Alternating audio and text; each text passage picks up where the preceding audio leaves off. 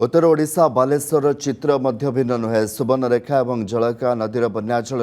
भोगराई और बालियापाल ब्लॉक अस्तव्यस्त भोगराईर मणुनगर गाँ संपूर्ण बाह्य जगत विच्छिन्न हो पड़ी 220 अधिक परिवार एवं कदली भेला और दंगा उपरे निर्भर करुछंती मनुष्यर दुख सांगकू एवं आरंभ होईछि निरीह गृहपालित पशुंक असह्य जंत्रणा चारिआडे पानी जमी रहितबारु गोरु गाईं आश्रय और आहार संकट देखा जाइछि। मालिक माने निज जीवन बंचाइबाकू गोरु को खोली देइथिबा बेले सेमाने पेटरे भोक और मनरे भय नहीं रास्ता कड़े पड़ी रहिछंती। उत्तर ओडिशा बालेश्वर चित्र मध्य भिन्न नुहे सुवर्णरेखा और जलका नदीर बन्याचल भोगराई और बालियापाल ब्लॉक अस्तव्यस्त भोगराईर मणुनगर गाँ संपूर्ण बाह्य जगत विच्छिन्न हो पड़ी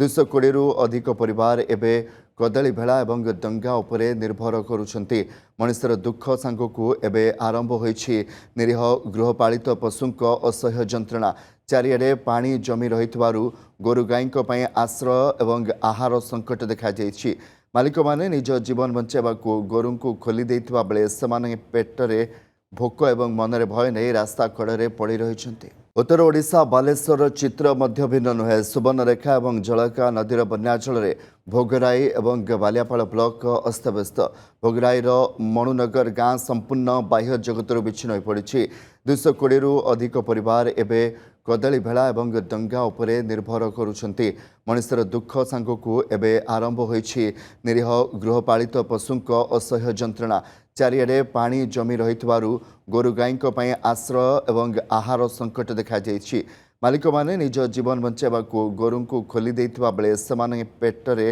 भोक और मनरे भय नहीं रास्ता कड़े पड़ी रहिछंती। उत्तर ओडिशा बालेश्वर चित्र मध्य भिन्न नुहे सुवर्णरेखा और जलका नदीर बन्याचल भोगराई और बालियापाल ब्लॉक अस्तव्यस्त भोगराईर मणुनगर गाँ संपूर्ण बाह्य जगत विच्छिन्न हो पड़ी 220 अधिक परिवार एवं कदली भेला और दंगा उपरे निर्भर करुछंती मनुष्यर दुख सांगकू एवं आरंभ होईछि निरीह गृहपालित पशुंक असह्य जंत्रणा चारिआडे पानी जमी रहितबारु गोरु गाईं आश्रय और आहार संकट देखा जाइछि। मालिक माने निज जीवन बंचाइबाकू गोरु को खोली देइथिबा बेले सेमाने पेटरे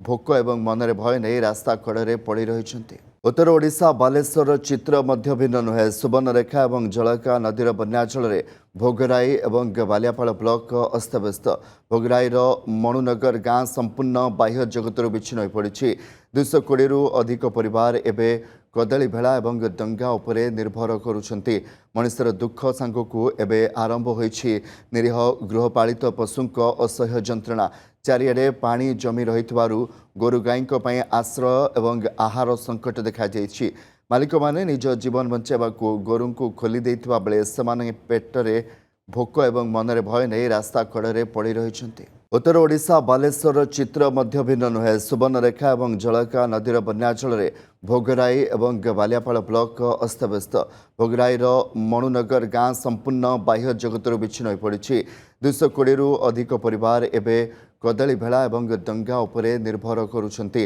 मनुष्यर दुख सांगकू एवं आरंभ होईछि निरीह गृहपालित पशुंक असह्य जंत्रणा चारिआडे पानी जमी रहितबारु गोरु गाईं आश्रय और आहार संकट देखा जाइछि। मालिक माने निज जीवन बंचाइबाकू गोरु को खोली देइथिबा बेले सेमाने पेटरे भोक और मनरे भय नहीं रास्ता कड़े पड़ी रहिछंती।